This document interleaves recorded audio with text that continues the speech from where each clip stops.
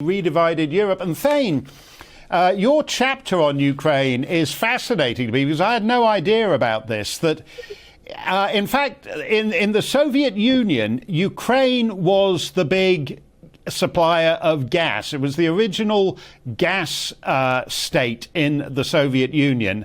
And in fact, the only reason we're now talking about Russian gas is because the Ukrainian gas eventually got tapped out. But that's why, for example, all those gas lines run through Ukraine, because Ukraine was gas central in the old Soviet days.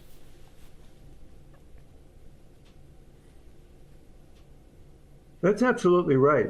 The central planners used the Ukrainian gas first, which made a lot of sense. Then they discovered gas and oil in the northern part of West Siberia, which is where most of their oil and gas comes from today. But you're absolutely right. In the meantime, they built those pipelines. And so when the Soviet Union broke up, the Russians were left with the gas, but the Ukrainians were left with the pipes. So they've been fighting over the rents from gas exports ever since. It's been a 30-year bad marriage, and now it's a messy divorce.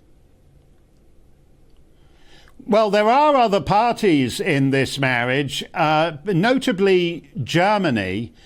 And we talk a lot about the impact and Germany's backed off that a bit in the last couple of days. It's in less of a hurry to back off Russian gas.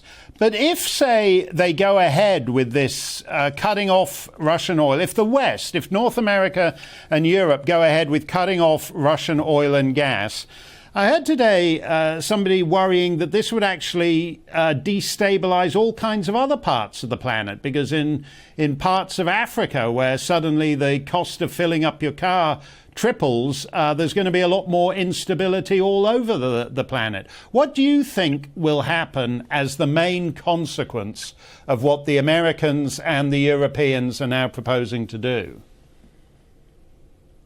The United States, we take 1% of our oil from Russia. That's mostly oil that's used in our refineries. So that's an inconvenience, but it's certainly not life-threatening. It's really the total supply of oil to the world.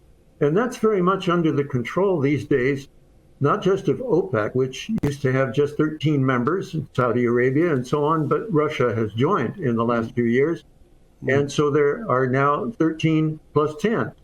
And that includes now Russia and Kazakhstan and some others. The 23 together have vowed that they're going to refrain from increasing oil production. They want to keep that oil price up. But now you might say they've gotten perhaps a little bit too much of a good thing with oil prices where they are right now.